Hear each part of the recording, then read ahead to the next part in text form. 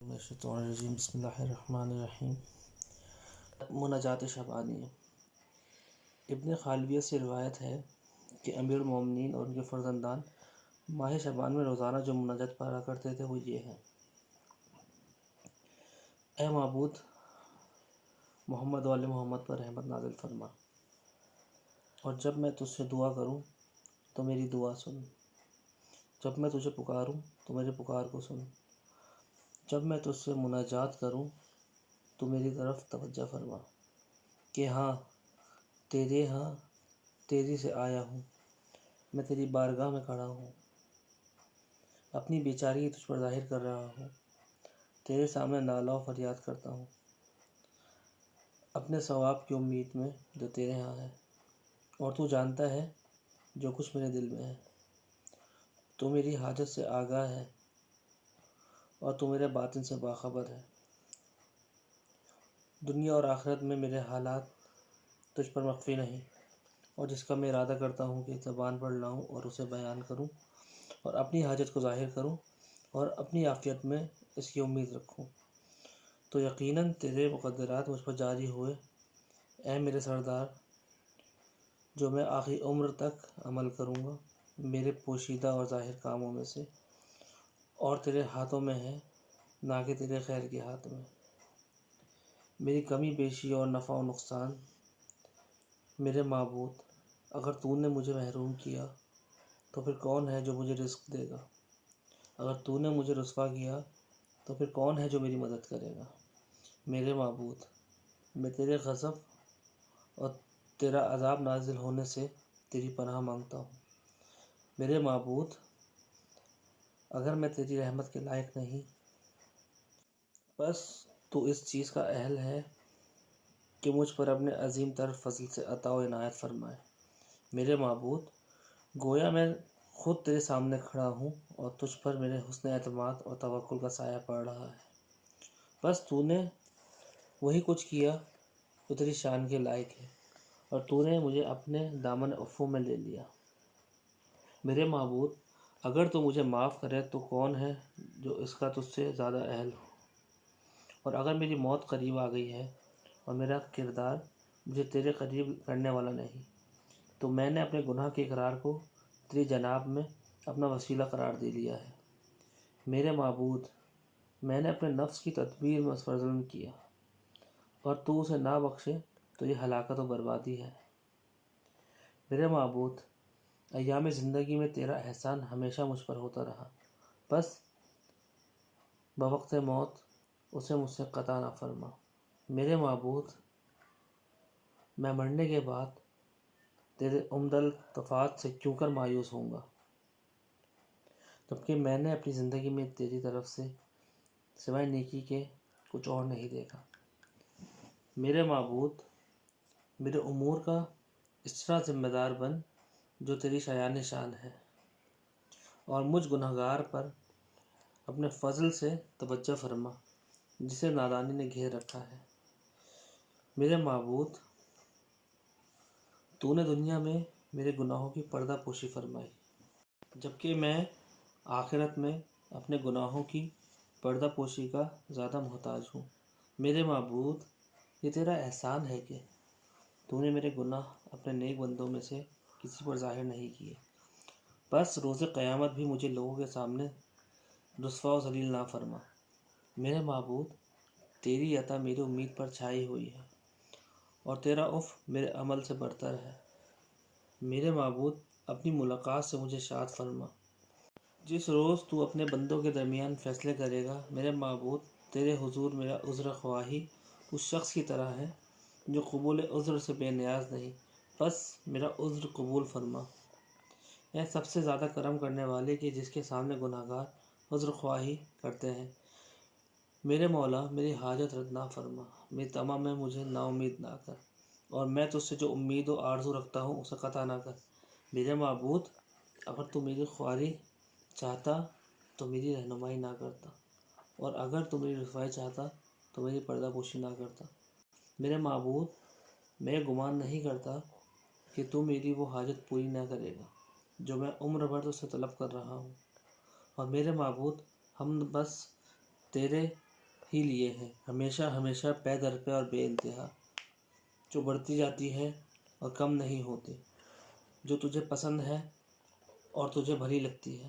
میرے معبود، اگر تو مجھے جرم پر پکڑے گا تو میں تیری بخشش کا دامن تھام لوں گا، اگر مجھے گناہ پر پکڑے گا تو میں تیری پردہ پوشی کا سہارا لوں گا، اگر تو مجھے جہنم میں ڈالے گا تو میں اہل جہنم کو بتاؤں گا کہ میں تیرا چاہنے والا ہوں۔ میرے خدا، اگر تیری اطاعت کے سلسلے میں میرا عمل کمتر ہے تو بھی تجھ سے بخشش کی امید رکھنے میں میری آرزو بہت بڑی ہے۔ میرے خدا، کس طرح میں تیری درگاہ سے مایوسی میں خالی ہاتھ پلٹ جاؤں، جبکہ میں تیری عطا سے توقع رکھتا ہوں کہ تو مجھے رحمت و بخشش کے ساتھ پلٹائے گا۔ میرے خدا، ہوا یہ کہ میں نے تجھے فراموش کر کے اپنی زندگی برائی میں گزاری اور میں نے اپنی جوانی تجھ سے دوری اور غفلت میں گنوائی۔ میرے خدایا، تیرے مقابل جرات کے دوران میں ہوش میں نہ آیا اور تیری ناخوشی کے راستے پر چلتا گیا۔ پھر بھی اے معبود، میں تیرا بندہ اور تیرے بندے کا بیٹا ہوں، اور تیرے ہی لطف و کرم کو وسیلہ بنا کر تیری بارگاہ میں آ کر کھڑا ہوں۔ میرے خدا، میں وہ بندہ ہوں جو خود کو تیری طرف کھینچ لایا ہے، جبکہ میں تیری نگاہوں کا حیا نہ کرتے ہوئے تیرے مقابل اکڑا ہوا تھا۔ میں تجھ سے معافی مانگتا ہوں، مجھے معاف کر دینا، تیرے لطف و کرم کا خاصہ ہے۔ میرے خدا، میں جنبش نہیں کر سکتا تاکہ تیری نافرمانی کی حالت سے نکل آؤں، مگر اس وقت جب تو مجھے اپنی محبت کی طرف متوجہ کرے۔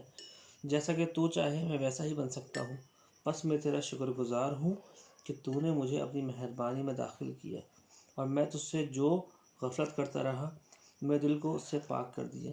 میرے خدا، مجھ پر وہ نظر کر جو تو تجھے پکارنے والے پر کرتا ہے، تو اس کی دعا قبول کرتا ہے، پھر اس کی یوں مدد کرتا ہے گویا فرما بردار تھا۔ اے قریب کہ جو نافرمان سے دوری اختیار نہیں کرتا، اے بہت دینے والے جو ثواب کے امیدوار کے لیے کمی نہیں کرتا۔ میرے خدا، مجھے وہ دل دے جس میں تیرے قرب کا شوق ہو، وہ زبان عطا فرما جو تیرے حضور سچی رہی، اور وہ نظر دے جس کی حق بینی مجھے تیرے قریب کرتے۔ میرے خدا، بے شک جسے تو جان لے وہ نامعلوم نہیں رہتا، جو تیری محبت میں آ جائے وہ بے کس نہیں ہوتا، اور جس پر تیری نگاہ کرم ہو وہ کسی کا غلام نہیں ہوتا۔ میرے خدا، بے شک جو تیری طرف بڑھے اسے نور ملتا ہے، اور جو تجھ سے وابستہ ہو پناہ یافتہ ہے۔ ہاں، میں تیری پناہ لیتا ہوں اے خدا، بس تو مجھے اپنی رحمت سے مایوس نہ کر، اور میرے اور اپنی مہربانی کے بیچ پردہ نہ ڈال۔ مجھے اپنے دوستوں میں قرار دے جن کا مقام یہ ہے کہ وہ تیری محبت کی بہت امید رکھتے ہیں۔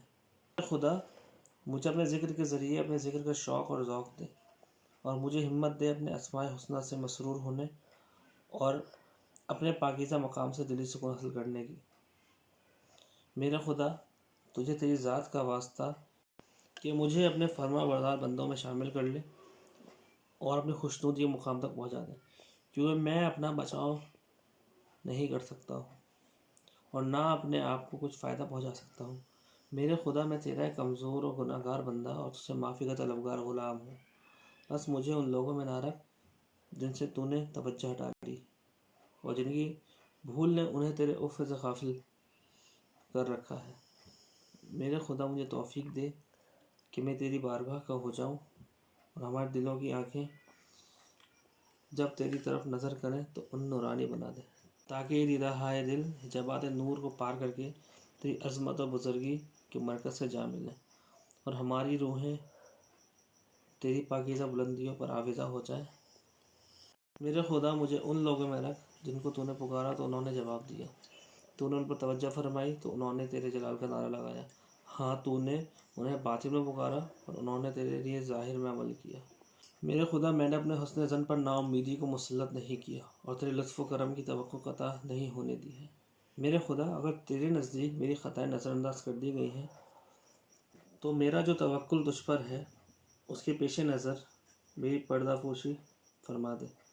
میرے خدا، اگر گناہوں نے مجھے تیرے کرم کی برکتوں سے دور کر دیا ہے تو بھی یقین نے مجھے تیری عنایت و مہربانی سے آگاہ رکھا ہے۔ میرے خدا، اگر میں نے خواب غفلت میں پڑھ کر تیری بارگاہ میں حاضری کی تیاری نہیں کی تو بے شک معرفت نے مجھے تیری مہربانیوں سے باخبر کر دیا ہے۔ میرے خدا، اگر تیری سخت سزا مجھے جہنم کی طرف بلا رہی ہے تو بھی تیرا بہت زیادہ ثواب مجھے جنت کی سمت لیے جاتا ہے۔ میرے خدا، میں بس تیرا سوالی ہوں، تیرے آگے زاری کرتا ہوں، تیرے پاس آیا ہوں اور تجھے سوال کرتا ہوں کہ محمد والے محمد پر رحمت نازل فرما، اور یہ کہ مجھے ایسا قرار دے جو ہمیشہ تیرا ذکر کرتا رہا، جس نے تیری نافرمانی نہیں کی، جو تیرا شکر ادا کرنے سے غافل نہیں ہوا، اور جس نے تیرے فرمان کو سبق نہیں سمجھا، جس نے تیری نافرمانی نہیں کی، جو تیرا شکر ادا کرنے سے غافل نہیں ہوا، اور جس نے تیرے فرمان کو سبق نہیں سمجھا۔ میرے خدا، مجھے اپنی روشن تر عزت کے نور تک پہنچا دے تاکہ میں تجھے پہچان لوں، تیرے غیر کو چھوڑ دوں اور تجھ سے ڈرتے ہوئے تیری جانب متوجہ رہوں۔ اے سب مرتبوں اور عزتوں کے مالک اور اللہ، اپنے رسول محمد مصطفیٰ صلی اللہ علیہ وآلہ وسلم پر اور ان کی پاکیزہ آل پر رحمت نازل فرما، اور سلام بھیج کے جو سلام بھیجنے کا حق ہے۔ اللہم صلی علی محمد وآل محمد، صدق اللہ العلی العظیم۔ یہ بہت جلیل القدر مناجات ہے جو آئمہ کی طرف سے منسوب ہے۔ یہ دعا مضامین عالیہ پر مشتمل ہے۔ جب انسان حضور قلب رکھتا ہو تو اس دعا کا پڑھنا بہت مناسب ہے۔